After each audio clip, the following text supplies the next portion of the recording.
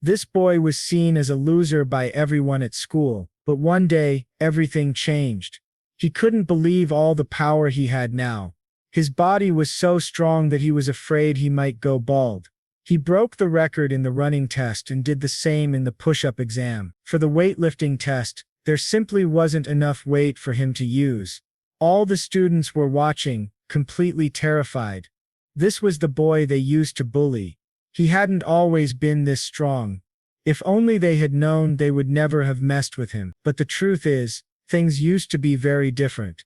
This boy was the only one who failed the advancement exam. While the whole class celebrated their success, Kannagi Minato felt an inexplicable emptiness. It was the third time he had failed. He was the student who stayed behind to clean the classroom. This lonely moment almost made him cry, realizing how useless he felt. One of his classmates said that all the students had to go to the school entrance. The reason was that a man named Isaac Kaise, a Class A hunter, had returned. He was once a student at this school before becoming a famous hunter. He was there to film a documentary about how he had been a great student before becoming famous. But the truth that wasn't shown to the cameras was this: Isaac Kaise was a horrible person who used to beat Minato every day for no reason. Remembering that guy made our protagonist tremble, but what Isaac Kaise told the cameras was that Minato was a great friend who always helped him when they studied together, even with money, since Minato's family was poor. Those lies were only meant to make Kaise look even better on camera. And since Minato didn't have the courage to speak up, he simply agreed with Isaac's words. While the reporters took pictures, Minato felt those memories burn in his mind. He truly hated that man. After the filming ended, our protagonist felt the emptiness of being weak, of not having the power to do anything. When he was younger, Minato loved reading books that told stories about the legendary founders who saved the world. When the Tower of Malevolence appeared and nearly destroyed humanity with the monsters that came out of it, incredible people rose up and saved the world. They were all amazing. One man defeated 10,000 soldiers using only a wooden stick. It could easily have been just a pencil. There was also a mage so powerful that she could cast spells without saying a single word. That was more than a century ago, and now they are legends. When that mark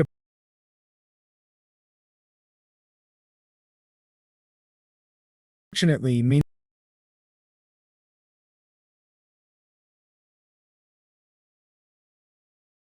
classmate and said he would convince the association to let Minato retake the test. He told him to meet at the Founders' Sanctuary later. That left the protagonist confused. The guy was awful, but if he was doing this just to improve his public image, it didn't matter. As long as Minato got a second chance, he would take it. Later, at the Founders' Mausoleum, the cameras were recording the final scene. The filming focused on Isaac standing before the historic tomb, giving a grand speech.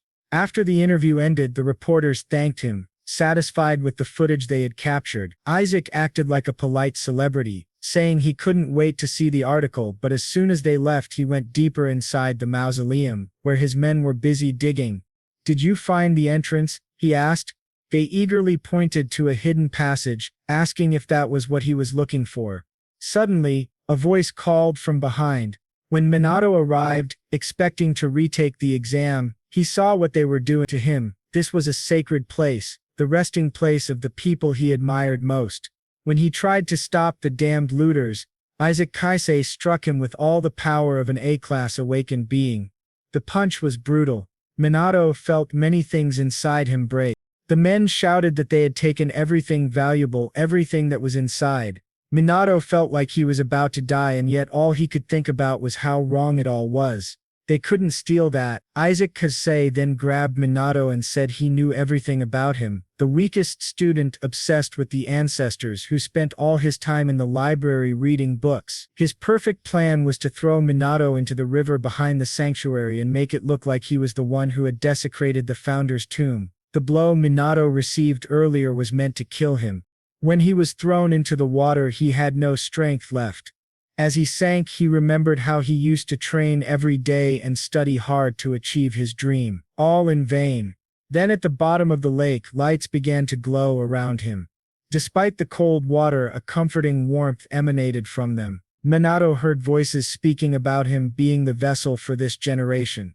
The heroic spirits had been sealed in that place. In Minato's hand was the emblem of nothing. It did not grant its bearer any power. However, whoever possessed it could inherit the spirit of any founder. Minato had to choose which of the heroes he would form a contract with. Magic, endurance, swordsmanship, spear mastery, any of them. The protagonist then shouted that he chose all of them. He wanted all the powers. The heroes said it didn't work that way, but all of them were suddenly absorbed into the mark. Every soul was pulled inside the seal. Rusaki and his thieving friends were still near the lake when they heard the sound of an explosion in the water. By some miracle, one of the men had an umbrella. The three couldn't believe what they were seeing. The boy floating in front of them was Minato, the loser who had just died. When the protagonist landed in front of them, his expression was completely different, yet they still mocked him, saying that not even cockroaches were as resilient as he was. A stick on the ground seemed interesting to the protagonist. The two men laughed at him. "Are you going to fight? Do you think you're John Wick?" Minato wasn't intimidated and continued testing his movements. Then Risaki said in a serious tone, "Make sure he never comes out of the bottom of that lake again."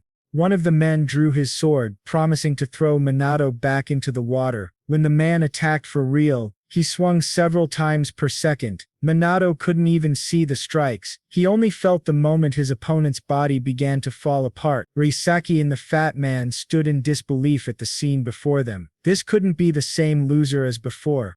The fat man unleashed his most powerful spell. Minato was known for having no mana, so he should have been destroyed instantly. But the protagonist simply pointed his finger, and without saying a word, a lightning bolt struck the spot. It wasn't hard to hit. The target was so large. Even so, Risaki was stunned. That was definitely magic cast without an incantation. The sword movement looked as if the holy swordsman himself was standing there. The spell resembled one used by the legendary mage.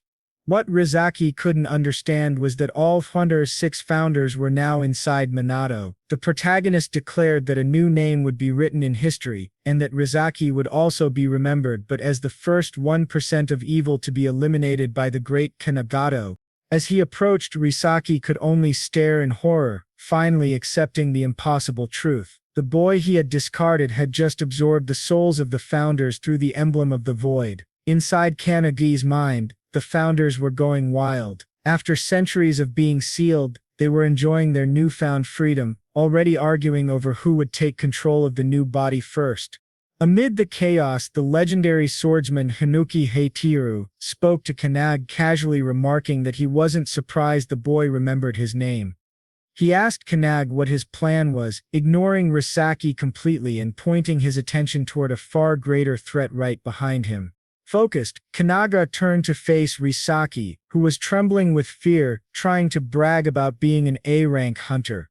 Kannagi didn't waste a word. He threw a single punch that sent Risaki flying. Kannagi then shifted his focus to the mysterious bag, which radiated a dark aura. As he stared at it, a massive surge of power erupted from within, catching him off guard. Hanuki, however, simply watched calmly, a faint smile on his face. Meanwhile, back in the city, a monstrous 3-headed wolf was rampaging. A man shouted for someone named Kisarage to handle it. Without hesitation, Kisarage leapt into action. With incredible grace, he jumped onto the beast and brought his sword down in a cascading strike, defeating the A-rank monster with a single blow. The crowd went wild, cheering for the S-rank hunter. Kisarage humbly thanked them before asking where Risaki was. One of the men replied that Risaki was probably busy with an interview, commenting on how nice it must be to be called the young prodigy. Kisarage simply shrugged, noting that Risaki's fame was good for their guild's reputation. But as they were about to leave, a wave of terrifying pressure spread throughout the city. Panic erupted as civilians and even low-ranked hunters fainted. Kisarage turned to see his own comrades struggling, realizing that even A and B-rank hunters couldn't withstand the pressure. He instantly knew that an S-class monster had appeared. The immense power was emanating from the founder's mausoleum. Back in the forest, a terrified Risaki struggled to stand, staring in horror as a colossal monster crawled out of the bag. He stammered, "Is that a demon? What is that thing?" Kannagi explained that by stealing the relics, Risaki had broken the seal that held one of the original boss monsters from the tower. Inside Kannag's mind, Hinuki analyzed the beast with an expert's eye. He immediately recognized it as the embodiment of the void, a creature far beyond Sit's class. According to him, even its poisonous aura could kill thousands, and monsters like that were common in his time. It was too much for Risaki. He completely lost control and ran away, convinced that staying another second meant certain death. But Kannagi knew the instincts of a predator. He warned that running would only get him killed faster, but it was already too late. The moment Risaki moved, the monster attacked with terrifying speed, launching a massive tentacle straight at him. He barely managed to raise his sword before the tentacle pierced through his body. His chest was pierced. The same sword that once killed a dragon was now completely useless. The creature's tentacles spread across Risaki's body, draining his life force as his screams echoed through the forest. Kannagi, however, only watched, knowing this was inevitable. As the former hero died, the spirit of Hinoki placed a hand on Kannagi's shoulder. "Want to see my one-handed sword style?" he asked, attempting to take full control of the body. Before Kannagi could respond, the other founders intervened, grabbing Hinoki by the hair and accusing him of trying to monopolize the new and powerful body. But it was Kannagi himself who stopped the argument. He set his own terms. No single founder would have control. His body would be shared among all of them. He declared that one day he would surpass each of them and prove his worth through strength. If they wanted to use his body, they would have to show him what true power was. Shocked by his sheer audacity, Hinoki only smiled and readied his blade. Seizing the moment, Hinoki took the first step, merging his consciousness with Kannagi's and urging the others to follow. When Hinoki's spirit raised his sword, Kannagi's body mirrored the movement, striking at the monster's limbs. Guided by the skill of one of the founders, the blade sliced off one massive arm with a single clean cut. The beast retaliated with a furious strike, but Kannagi's body, now infused with another founder's agility, dodged with superhuman speed. Power continued to build as the spirits took turns, one granting him the strength to grab the creature's tentacles and slam it violently into the ground. The monster staggered as Kannagi grabbed a bow, piercing its hide with arrows. He then unleashed a barrage of abilities: whirlwinds, fire breath, and ice attacks. When the beast tried a sneak attack from below, Kannagi's eyes glowed yellow. The great mage within him took control, electrocuting the creature with lightning. Then, with one final powerful leap, Kannagi soared above the monster. Hinoki took control, grabbed Risaki's broken sword, and executed his signature one-handed technique, the wave-cutting blade of Kuretake. The sword sliced the demon clean in half, ending its fury. As the two halves fell, a victorious smile finally spread across Kannagi's face. Watching the entire battle from a nearby tree was a single crow. Elsewhere in the city, a man standing atop a skyscraper answered a phone call. Shocked, he heard that the monster had been defeated before he even arrived. He asked if any strong hunters had been at the scene, but the voice on the other end said that footage from the crow showed it was a student from the academy who had taken the monster down. The man, Tiara Midori, the strongest awakened being in the world, said he wanted to meet the student. The next morning, Midori sat atop a pile of monster corpses while calling the academy's director. He told him about the sex-class monster incident, clarifying that he wasn't the one who defeated it. According to the crow's footage, it was Kannagi Minato. Midori found it hard to believe, especially since Kannagi was known for failing the hunter exam 3 years in a row. He then asked the director for a special favor. Back at the academy, all the students were talking about what had happened. The terrifying aura from the previous day had left most of them paralyzed, and now everyone was trying to guess who could have defeated such a monster. Meanwhile, Kannagi staggered across the campus, leaning on a staff, his whole body trembling. He overheard their conversations, surprised that the incident had already become the school's hottest topic. Suddenly, a guy bumped into him, knocking him down and mocking the idea that a weakling like him could ever be an S-class killer. Kannagi knew the truth. He had defeated the demon, but only by letting the founders use his body. Now he was paying the price. The backlash from their power was agonizing. As he struggled to stand, a voice mocked him in his mind. It was Hinoki, reminding him of his bold promise to surpass them. His tone was challenging yet encouraging. pushing Kannagi to pull himself together. Remembering his vow, Kannagi ignored the pain and forced himself to stand again, silently reaffirming his goal. Hinoki laughed within him, urging him to show some determination. The spirit then examined the nearby students with a sigh of disappointment. The awakened ones of this era didn't seem any stronger than ordinary humans, far from the warriors of his time. He reflected that if the tower were to reappear now, the world would be doomed. But his thoughts were interrupted when he sensed an incredibly powerful aura nearby. Kannagi noticed Hinoki's sudden tension, but the spirit brushed it off. At that moment, a teacher shouted for Kannagi to come over. Assuming it was about his expulsion letter, he approached cautiously. After all, he had failed 3 times and had no more chances left. But to his complete shock, the teacher told him to go to the field for a re-evaluation. The news left Kannagi frozen. Other students crowded around the windows, whispering excitedly. No one has ever gotten a hunter re-evaluation before. On the field, Kannagi took a battle stance. The corridor falls silent. Kannagi is not fully recovered, but he is determined. The first test is a 100-meter sprint. The student who had knocked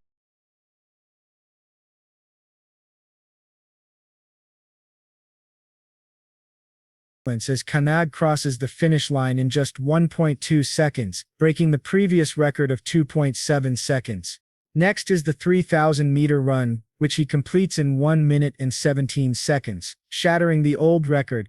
It's the same story for every other test, push-ups, bench presses, or anything else. He doesn't just break the records, he more than doubles them. The students are completely speechless. Even Kannagi wonders if the founders are secretly helping him, but Hinoki assures him that it's all him.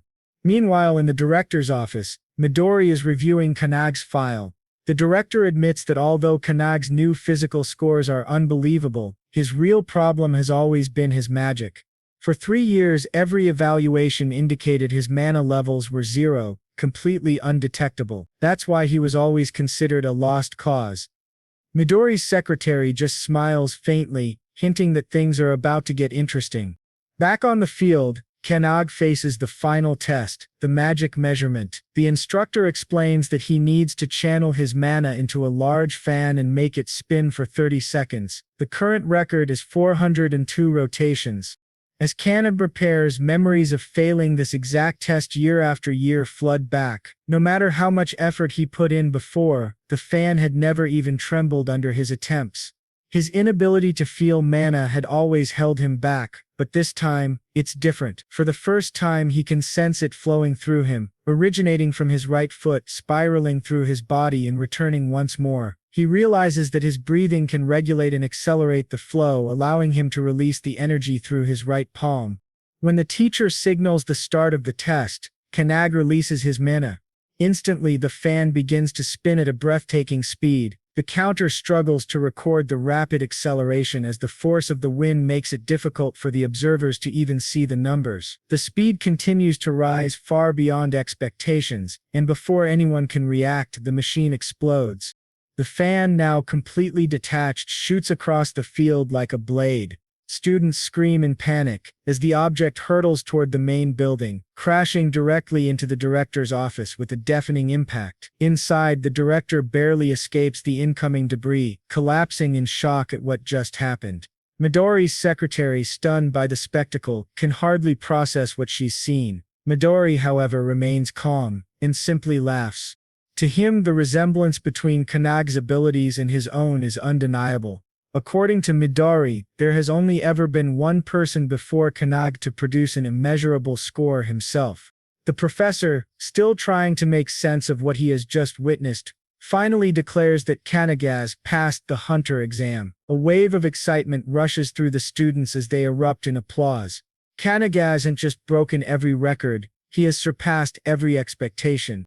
Looking down at his own hands, Kannagi trembles in disbelief. He had spent years believing he was incapable of using magic, yet the power had been within him all along. From afar, Hinoki watches the scene with quiet satisfaction, having anticipated this outcome. Kannagi now knows that everything has changed. By entrusting his body to the founders, he has unlocked the dormant potential that had been hidden within him all this time. Hinoki can't help but laugh, commenting inwardly that the one standing before him is far from ordinary. With the emblem of nothing marking his destiny, it's as if he had been waiting for this very moment for over a century. Before Kannagi can think further, an overwhelming presence descends upon the field, sending a shockwave through the air. The sheer force of it leaves him momentarily speechless. His mind struggles to comprehend the explosion of energy, but Hinoki immediately recognizes the tremendous aura, the same one he sensed that morning. Standing before them, seemingly materializing from pure pressure, is the legendary Midori himself. When Kannagi sees him, he is stunned, for Midori is the strongest hunter in existence. As Midori lands, he walks straight toward Kannagi. He acknowledges Kannagi's achievements in the hunter exam, offering words of recognition, but Kannagi can barely respond. Midori then presents him with a new challenge, an additional test. He wants Kannagi to land a single hit on him, the strongest hunter in the world. Hearing this, Kannagi freezes in shock for a moment.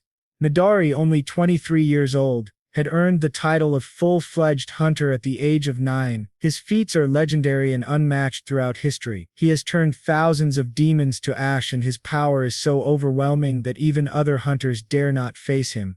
10 years ago, he single-handedly eradicated the pandemonium outbreak 10 years ago and the Kyokuso outbreak 5 years earlier. Both were contained by him. He is a living singularity.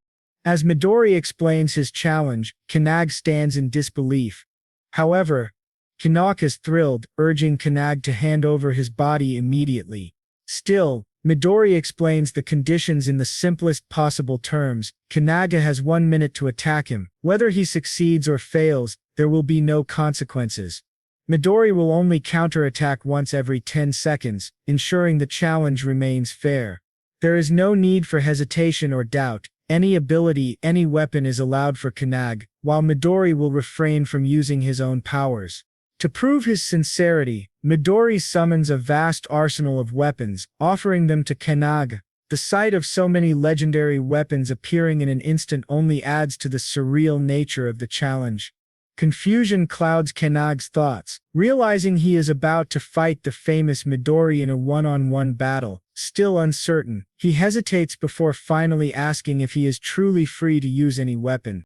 In response, Midori casually picks up a katana, holding it lightly but firmly. With effortless precision, he slices the blade in half, as if it were nothing more than a fragile twig. He declares without the slightest hint of arrogance that his body surpasses the sharpness of any blade.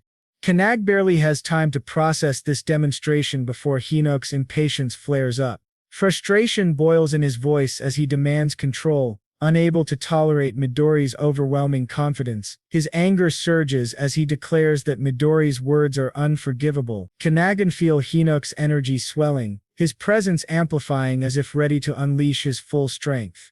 At that moment, Kannagi realizes that Midori's power is comparable to that of the founders themselves. Against such strength, he knows he doesn't stand a real chance, yet there's no time to hesitate. Meanwhile, all the students have gathered to witness the fight. Without warning, Midori begins the countdown. A faint smile curves on his lips as he signals the start of the test. Kannagi grips his sword and charges toward Midori, determined to strike. Hinoki questions whether Kannagi truly intends to fight alone, insisting that it isn't fair, but Kannagi ignores him and continues his assault. Even though he knows his efforts are futile, he believes that to become a legend he must rely on his own strength. Instead of borrowing power from the founders, he swings his sword at Midori, but Midori dodges effortlessly with the smallest of movements. Even as Kannagi attacks relentlessly, Midori remains nonchalant, still speaking on his phone, casually asking which social media platform Kannagi uses and remarking that the incident will surely be recorded and go viral. The students watch in disbelief, astonished that Midori can evade every strike without taking the fight seriously. Yet as Kannagi continues his relentless assault, one student notices something strange about his movements. Observing closely, they see Kannagi raise his sword, feinting a vertical strike before swiftly switching to a horizontal slash aimed at Midori's feet and throat. The execution is flawless, and Kannagi is amazed at how naturally his body moves. Realizing that he isn't tiring, he wonders if this is the effect of surrendering to the founder's power.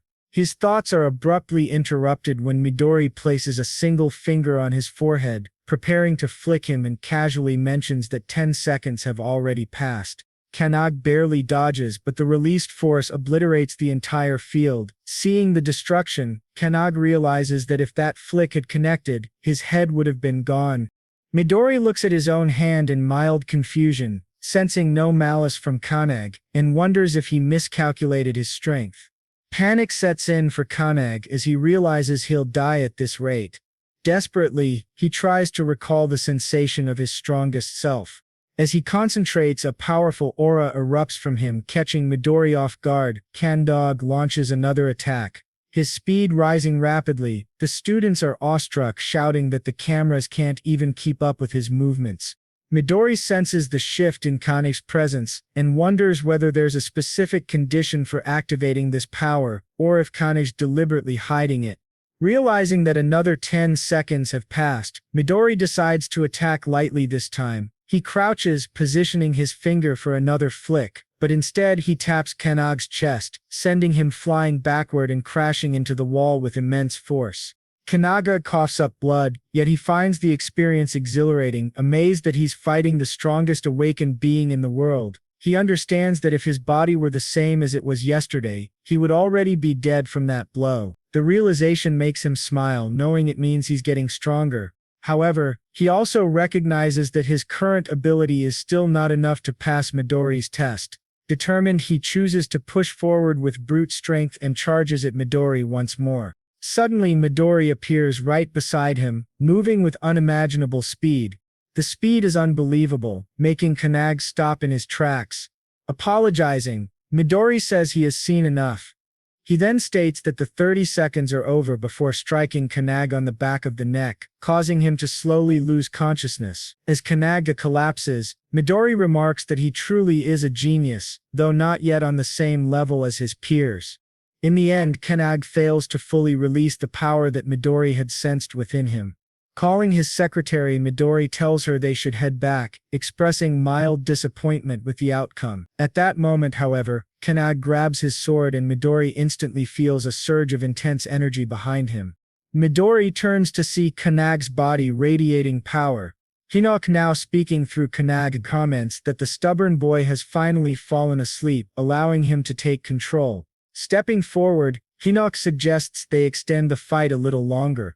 Meanwhile, Kannagi's spirit, now separated from his body, panics as he watches Hinoki take over, but Midori only smiles, recognizing the presence he had sensed earlier. He wonders whether it's an entirely different person or simply an ability at work. Either way, he understands one thing: Kannagi has become a monster.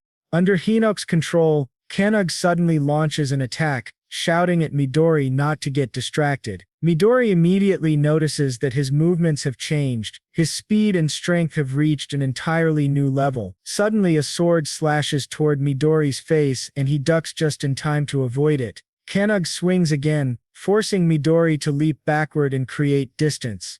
Still in shock, Midori watches as Kannagi quickly positions his sword for another strike. He swings once more, but Midori dodges just in time, causing the attack to hit the building behind him. The students inside the structure panic as they realize the danger.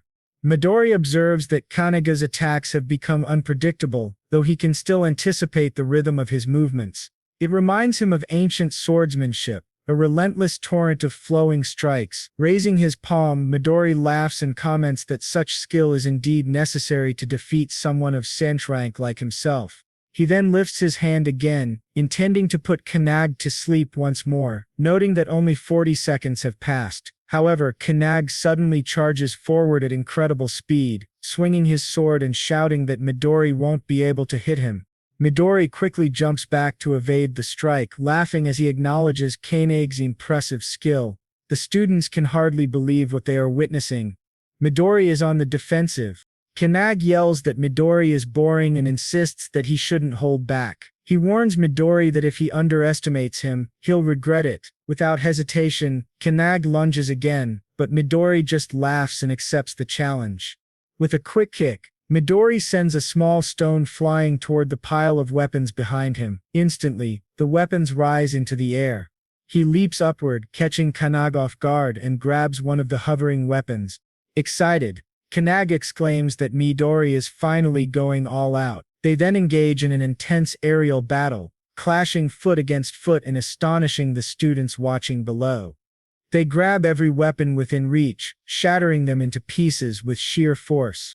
Meanwhile, inside Kannagi's body, the founders observe Hinoki unleashing his full power.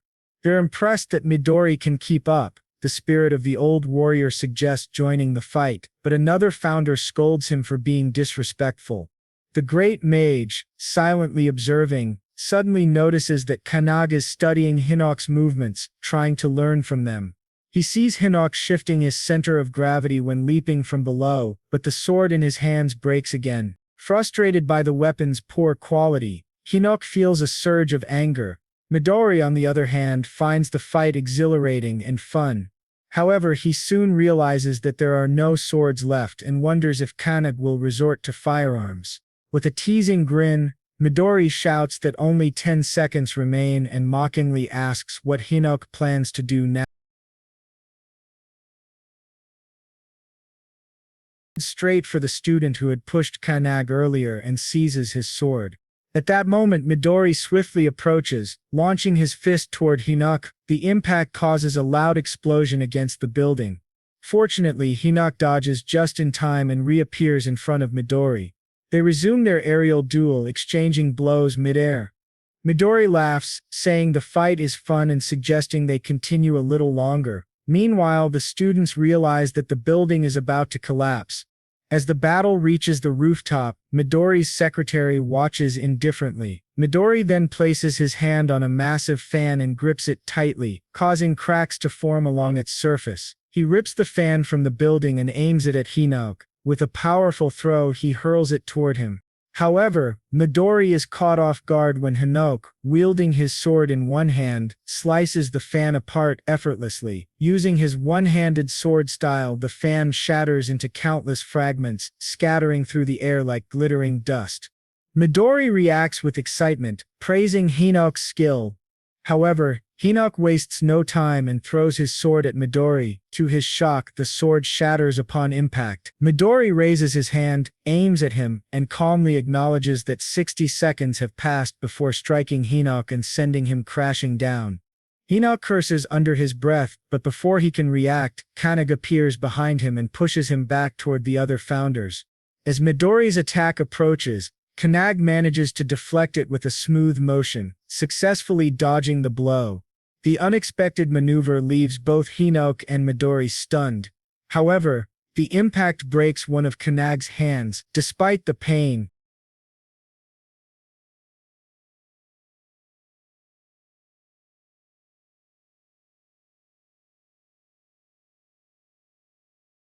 appears to be a small outcome, much like a game of chess where both players possess equal skill. Despite its intensity, Hinoki knows it lasted only a brief moment. Watching in silent pride, he realizes that Kannagi has opened a new path toward victory. Kannagi, however, is shocked to see Midori stop his punch in time. Frustration fills him as he realizes he didn't land a clean hit. But then, to his surprise, Midori smiles and deliberately pulls Kannagi's fist toward his own face, acknowledging his effort. Without hesitation, he confirms that Kannagi has passed. Before anyone can react, both of them collapse to the ground. The students watching the battle murmur in confusion, struggling to comprehend what just happened.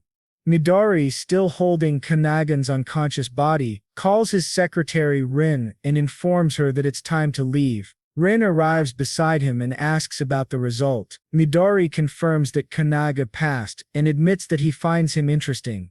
However, he also realizes that he accidentally broke Kannagi's arm and asks Rin to heal him. She agrees without hesitation. The students who overhear the conversation can hardly believe that Kannagi succeeded. The realization quickly spreads and cheers erupt throughout the area as they celebrate Kannagi's victory. He managed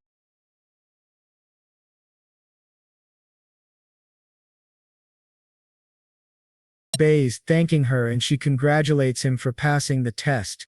Still in disbelief, Kannagi abruptly sits up, wondering if he truly managed to hit Midori. Before he can process the thought further, Midori suddenly appears beside him, amused by his reaction.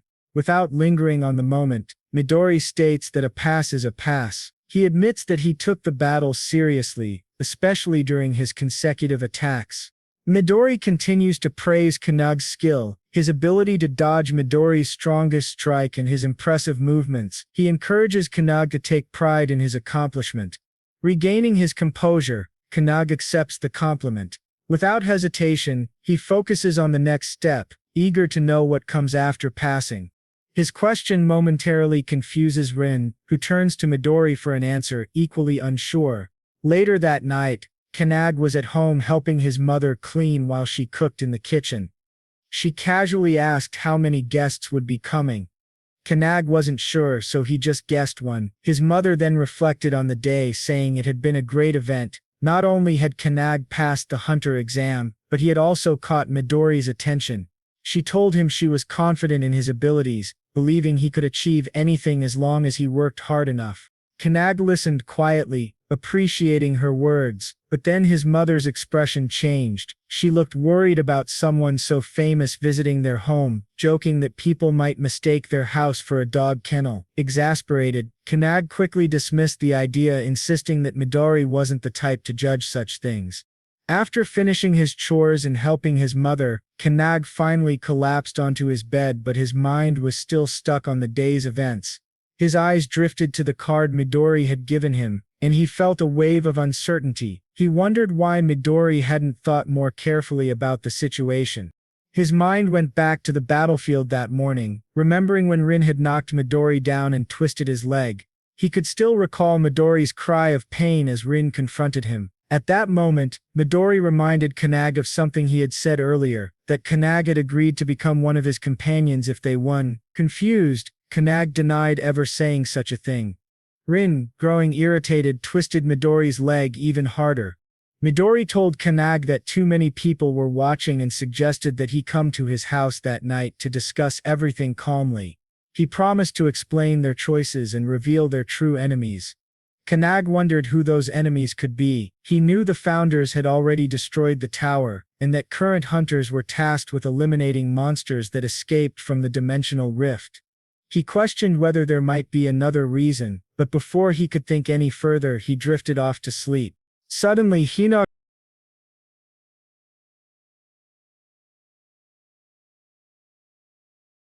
and what was wrong, but Hinox simply said they had been discussing something and had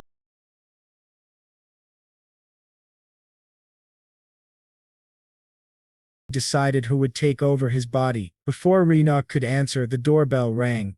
Apologizing, Kannag guessed it might be Midori and suggested they continue the conversation later. He went to the door. It was dark.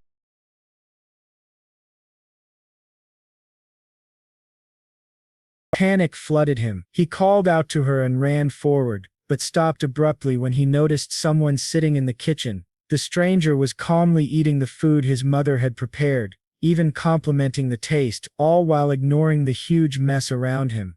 In a mocking tone, the man told Kannag that he should discipline his mother. He even added that if Kannag wanted to impress guests, they would need to get better quality food. Kannag immediately demanded to know who he was and what he had done to his mother. The man didn't even flinch. Instead, he scolded Kannag for raising his voice. Then he introduced himself as Heitani Goru, an S-rank hunter and a colleague of Midori. Heitani then ordered Kannag to grab his things, saying they were moving to their base. Rage boiled inside Kannag. Without a second thought, he threw a punch at Heitani, but Heitani effortlessly dodged and suddenly appeared behind him, asking if Kannag was trying to challenge him. Kannag stayed silent, remembering his mother's words. She had promised to raise him proudly on her own after his father's death. He recalled her worn-out shoes that she still insisted on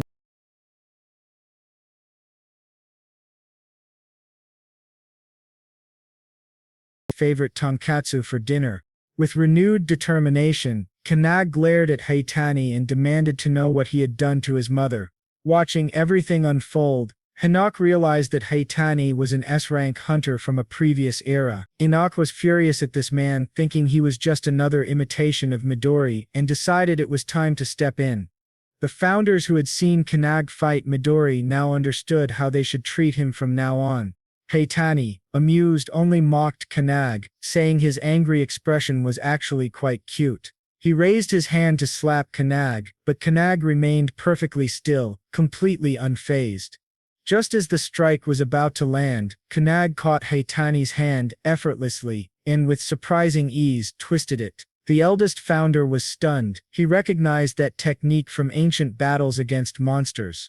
Suddenly, Heitani was hurled through the window, crashing through the garden wall, but he landed on his feet before even touching the ground. Regaining his stance, Heitani returned, trying to understand what had just happened. He wondered if what he had seen was Aikido. He recalled Kanaga's fight with Midori earlier that day. He had noticed Kanaga's immense aura and swordsmanship, but also a strange and unique power. Heitani acknowledged his resilience, remarking that Kannagi was even tougher than Risak. Kannaga's patience was wearing thin. He demanded an answer, pressing Heitani to tell him what he had done to his mother, who was still inside, writhing in pain as poison spread through her body. Heitani just laughed. He sarcastically pointed out that Kannagi didn't seem to understand what was happening. Then, with a grin, he finally told the truth. His mother had been in the way, so he put her to sleep with poison. Heitani smiled, adding that if she was lucky, she would only suffer minor side effects. He remained calm as Kannagi stared at him in disbelief. Then Kannagi asked why they would hurt the family of someone who might become their ally. Heitani only laughed at the word ally. He suddenly appeared behind Kannagi ready to strike. Kannagi rarely managed to dodge the attack, but Heitani's relentless assault continued. As he attacked, Heitani declared that he would never be Kanaga's comrade. He was just a puppet following orders. He mocked Kannagi, saying that when his loved ones became hostages, he would have no choice but to obey.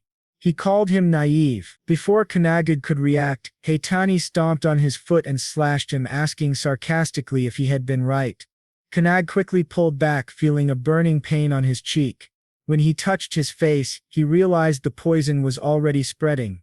Heitani smirked, raising his fingers now covered in sharp, needle-like spikes coated with venom. He taunted Kannagi, saying the poison was already in his system. He then revealed that he could produce dozens of different toxins from his body, which he called the phantom insect venom's deadly vision. Heitani sighed, complaining about how inconvenient this mission was. He said that if he wanted, he could release a deadly toxic gas over a 5-kilometer radius, but doing so in the middle of the city wasn't an option. He then stated that the poison would kill Kannagi within a minute, unless he agreed to join their organization. If he accepted, Heitani would give him the antidote, otherwise he would die. Kanaga's mind raced as he realized just how lethal the toxin truly was. Heitani knew it would be an inevitable death sentence for any normal person. Looking at his hand, Kannagi called out to Valentine, the goddess of medicine, asking if she was within him. The founders turned to Valentine, who looked both confused and surprised. He apologized for summoning her so suddenly and asked if she could teach him how to neutralize the poison later. She hesitantly agreed. Irritated, Heitani released another wave of venom at him, shouting angrily and demanding to know what kind of nonsense Kannagi was muttering. Kannagi swiftly dodged the attack. Then he explained that the Aikido movement he had used earlier came from Kurudama, the god of hands. The old founder within him was astonished, realizing that Kannagi had managed to copy the move after seeing it only once. Next, Kannagi summoned Hinok, the exterminator of the army of 10,000, Shimmer Cox, the blue spear of destruction, and Margit, the celestial bow. He declared that he had studied and memorized all of them from the ancient records. He told Heitani that the founders Heitani once admired were now within him. This left Heitani completely dumbfounded, but instead of being afraid, he became furious. He shouted that he would show Kannagi what true pain was. Heitani then lunged at him, his needle-covered hands ready to strike. Kannagi leapt aside just in time, avoiding the blow. Heitani's strike hit a nearby tree, which withered and died instantly. Without hesitation, Heitani launched another attack, yelling that if Kannagi kneeled and begged, he might get an antidote to lessen the pain. He warned that once the agony consumed him, his mind would never return to normal, he would be lost to madness. But Kannagi remained silent, calmly waiting as Heitani's hand drew near. Just as Heitani reached him, Kannagi swiftly slid to the side. He pressed his palm against Heitani's chest and activated Santok's fist. Heitani coughed up blood from the shockwave that reverberated inside him. The force sent him crashing into a lamppost. Without hesitation, Kannagi followed up with a kick powered by Asun's feet of light, sending Heitani flying a great distance. Asun within him was stunned by the power, but Heitani still managed to stand, recovering quickly. In an instant, Kannagi was in front of him again, striking with both hands. He dodged Heitani's counterattack, shattering several of his poisonous needles. Then he used the sharp beak assault of Corral, hitting Heitani in the stomach. Kannagi followed with Ran's dragon claw, slashing across Heitani's chest, surprising even Ran, who resided within him. Heitani grabbed him, but Kannagi immediately activated Lilak's flipper, launching Heitani high into the air. As he floated, Heitani was filled with disbelief. He knew the poison should have clouded Kannagi's judgment and already affected his nervous system, yet Kannagi was still moving strong and unharmed. Kannagi then summoned the Mage of Truth, Meotes Salentes Deus, and cast it upon Heitani. A massive burst of energy erupted, shocking everyone present. Hinoki turned to the founders, asking if they had seen that. He told them that right after defeating Heitani, Kannagi began copying all of his movements, both physical and magical. Hinoki added that he didn't care if Kannagi's power came from the emblem of the void. He simply found it fascinating. The founders agreed. Hinoki then suggested that they train Kannagi, convinced that if they did, he would become the strongest awakened being in existence. Meanwhile, elsewhere, hooded figures were leaping and sprinting across rooftops. One of them shouted for the others to hurry. He revealed that the guilds of Nebura were after Kannagi, so they had to move fast and capture him before Nebura's people did. Suddenly Midori appeared right behind him. "There are really that many of you?" Midori asked calmly. The man froze in shock, but Midori continued, saying, "If there were 15, you must be the last one." Midori pointed a finger near the man's forehead, twisted his head slightly, and slammed him hard into the rooftop. He then contacted Rin using his raven's call. She answered immediately, saying she had arrived. She assured him there were no awakened nearby, but her next words truly surprised him. "Someone has already been here," Rin said. Midori remained silent, waiting for her to continue. Rin then explained that the intruder was Heitani, an S-rank hunter famous for his mastery of poisons. He had come looking for Kannagi but was completely defeated. Midori's eyes drifted to the rooftop, where Heitani lay sprawled out, mouth slightly open. The sight made Midori wonder what exactly had happened. Shortly after they arrived at Kannagi's house, Midori clasped his hands together, a bright smile spreading across his face as he praised Kannagi. He genuinely admired him, saying he never expected Kannagi to defeat Heitani. Without hesitation, he asked, "Were you exposed to the poison?" Kannagi scratched his cheek, giving a shy little answer. "Both my mother and I are fine." Rin, unimpressed, crossed her arms. She reminded Kannagi, "You wouldn't have survived the night without Valentine's help." The moment her name was mentioned, Valentine let out an audible groan. Exhausted but smiling faintly, Valentine quickly recognized her own efficient work, noting that finishing everything in just 5 seconds wasn't an easy task. She merely shrugged, murmuring that it wasn't difficult at all. Since the creator of the poison was right there, all it took were a few pricks to collect the necessary blood samples and find the antidote. Kannagi was still trying to process everything, but he finally asked the question that had been bothering him. Was Heitani lying when he said he was Midori's comrade? Midori nodded immediately, confirming it was a lie. He added that many people use his name for their own benefit. With that cleared up, he turned back to Rin and asked if she was finished. As soon as he did, she appeared beside him and nodded, saying that all the damage had been repaired. Kannagi's eyes widened in disbelief. He looked back at his house and sure enough, the window and the garden wall looked completely restored. With a bright smile, Midori suggested that they go inside to discuss Kannagi's future. Kannagi just stood there, frozen, feeling a mix of excitement and unease wash over him.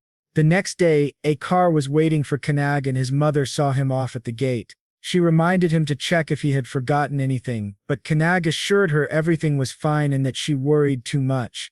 She couldn't believe that the child she had raised was now heading to Midori's home. Midori had already promised Kannag's mother that he would take care of him and turn him into a great hunter. Hearing that made Kannag thrilled, but his mother still felt a bit anxious. Hiding her worry, she handed Kannag his lunchbox, telling him to eat since he had skipped breakfast. Even though he didn't really need to, Kannag accepted it without argument. Then his mother asked Midori directly if her son would be in danger. Midori immediately confirmed that he would. His mother then confessed that she had always struggled until now, and trust her son to Midori was a huge step for her. Still, as a mother, she couldn't help but feel uneasy. Sounding confident, Midori promised her that he would train Kannag until he had no weaknesses left. Hearing that, she finally agreed to let Kannag go with him. Once in the car, Ren, who was driving, glanced at Midori and asked if it was really right to make such a promise to Kannag's mother, especially since they didn't even know what would happen. Midori felt a brief moment of concern. He looked in the rearview mirror and saw Kannaga's mother still standing at the gate, giving her son some last-minute advice. She was reminding him how to wash his clothes properly and telling him not to sleep naked or he'd catch a cold. Her concern made a determined look flash across Midori's eyes. He silently promised himself that he would do his best. Meanwhile, Kannag held back his emotions and said his final goodbye. Just as he was about to get into the car, his mother reminded him to come home for New Year's. Once they finally drove off, Midori asked Kannag if he was all right. Kannag admitted that he had to suppress his emotions a lot. Midori leaned back in his seat and told him to just do whatever he felt like, whether that meant eating or resting.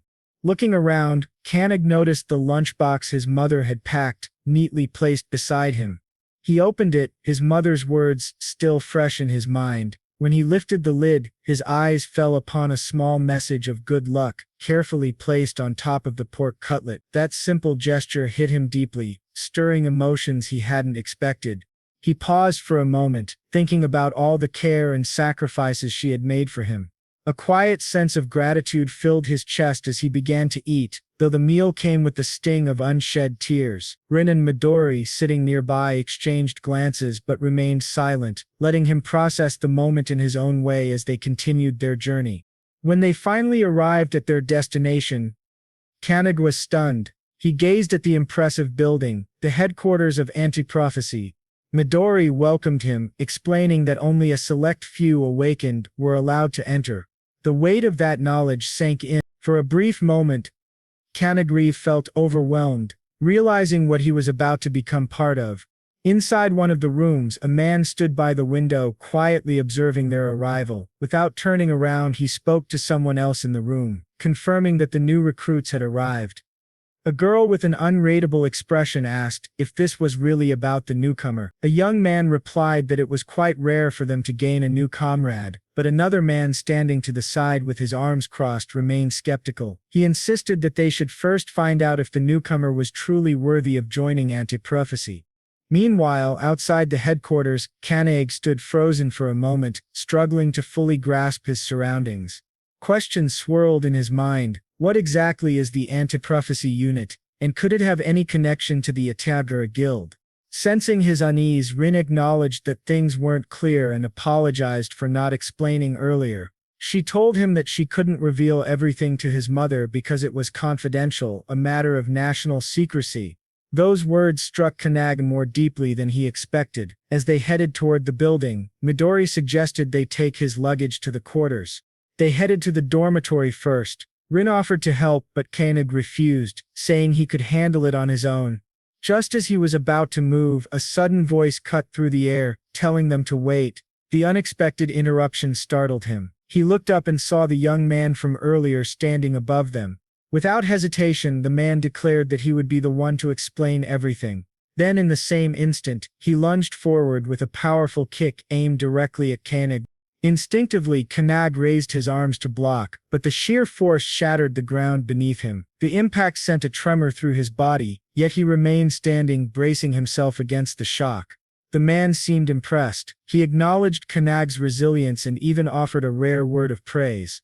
Intrigued, Kannag paused for a moment before asking who he was. Without hesitation, the man stepped back and landed gracefully on the ground. He proudly introduced himself as Hanada Rikotaro, a member of the anti-prophecy unit and Kannaga's comrade. The revelation caught Kannagi off guard, but there was no time to hesitate. Hanada had been assigned to explain everything, and ready or not, the truth was about to be revealed. Meanwhile, Midori appeared completely unfazed. He simply asked Rin for a cup of tea. Rin nodded and served him one as the other two continued their sparring.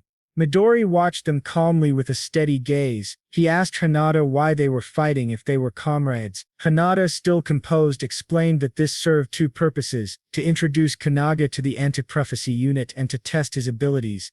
The explanation lingered in Kanaga's mind, leaving him uncertain about what kind of test this really was. Without warning, Kannagi moved again with sharp precision, launching another kick at him. Kannagi reacted instantly, blocking the strike with both arms, his stance unwavering. Even in the middle of their fight, Kannagi began explaining where the anti-prophecy unit came from. Kannagi listened, but remained skeptical. He doubted that Hanada would give him a full explanation while still attacking him. As the exchange continued, Hanada paused for a moment to ask Kannagi's name before proceeding. Without hesitation, he introduced himself as Kannagi Minato. Midori, still sipping his tea thoughtfully, wondered how Kannagi had been tested repeatedly, first by the academy, then by himself, and even by an S-rank hunter. Now he was facing yet another challenge. He turned to Rin, asking aloud if Kannagi would always have to face constant tests. Rin, appearing calm, said there was no way around it. After all, Kannagi had been personally recruited. Meanwhile, Hanada kept delivering relentless kicks, but Kannagi continued to block them with his hands. His endurance didn't falter. At one point, Hanada suddenly asked, "What is the role of a hunter?" Kannagi didn't hesitate. "A hunter's job is to eliminate monsters that emerge from dimensional rifts," he answered firmly. Hanada gave him a thumbs up, confirming his answer was correct. He then compared the role of hunters to pest control, a simple but powerful analogy. Suddenly, Hanada dropped to the ground and shifted the subject with a new question. He asked Kannagi about other dangers that exist outside the dimensional rifts. The question caught Kannagi by surprise. He hesitated, then asked Hanada to clarify what he meant by other dangers. Hanada's expression darkened slightly as he explained that the world faces threats far worse than mere dimensional cracks. He spoke of terrifying events, the castle of the 10,000 demons pandemonium from 10 years ago and the great Kyuksu outbreak from 5 years ago. Kannagi immediately recognized those as massive dimensional ruptures, disasters that had left lasting scars on the world. But before he could even respond, Hanada suddenly lunged at him again. Instinctively, Kannagi raised his arms and managed to block the attack, though the force of the blow sent him sliding backward. Hanada acknowledged his resilience, praising him for remembering the public details of those past catastrophes. He then added that Kannagi would understand much more about them once he began training at the academy. As soon as Kannagi regained his balance, his breathing steady, he barely had time to react. Hanada appeared above him in an instant, moving with incredible speed. Kannagi didn't even have time to think before Hanada's leg came down in a crushing axe kick. Kannagi barely managed to throw himself aside, dodging just in time as Hanada's foot struck the ground. A nearby tree took the full impact instead, splitting cleanly in half. The attack was so powerful that it left Kannagi momentarily stunned. Hanada then straightened up, his tone shifting as he continued explaining. He revealed that events such as the Tower of Malevolence from 300 years ago weren't just disasters, they were large-scale invasions, direct assaults from another dimension. Kannagi struggled to believe what he was hearing, trying to grasp the weight of those words. This wasn't just history, it was happening even now. Hanada stepped closer, his expression serious. He admitted that he didn't, the thought hanging as if what came next would change everything. He finally understood why today's awakened individuals seemed weaker than those from the era of the Tower. There simply weren't as many people who could match the strength of the original founders, and that truly bothered him. Torn between curiosity and concern, Kannagi finally asked the question he had been holding back: "What should we do?" Hanada's response was firm. That's exactly why the anti-prophecy unit exists. He explained that the people who can foresee such threats and predict real catastrophes don't share that knowledge with the public. They only tell the elites, those capable of actually dealing with such dangers, and those elites, Hinata said, are the members of the anti-prophecy unit. Midori and Rin couldn't help but smile proudly when they heard that. Kannagi realized that their entire purpose was to prevent those prophecies from ever coming true. Hinata told him that from that day forward he was officially part of their group. Hinata welcomed him warmly, saying that Kannagi was the first person who had ever managed to block his kicks one after another. He extended his hand as a sign of acceptance, and Kannagi shook it. Midori and Rin applauded, and then Hinata called out to the other awakened ones who had silently appeared above the house. Hinata asked what they planned to do, but they only stared for a moment before vanishing, which genuinely surprised Kannagi. Midori remarked that they disappeared like villains, but Hinata simply shook his head. He believed they wanted to see how things would unfold on their own. Hinata then told Midori to leave everything to him, and Midori departed. Afterward, Hinata helped Kannagi with his belongings and offered to show him his dorm room, for which Kannagi gratefully thanked him. That night, as he settled in, Kannagi couldn't stop thinking about what this organization truly meant. It was all about dealing with prophecies in their world. He wondered if the founders had faced a similar crisis during the era of the Tower, and if he was now fighting against something that had already been foreseen. His thoughts made him anxious, but then a voice suddenly cut through his worry, telling him that he had simply been training. Startled, he turned to see Enoch and the other founders standing right there. He quickly apologized for not speaking to them sooner, but Enoch told him not to worry, they had already made a decision.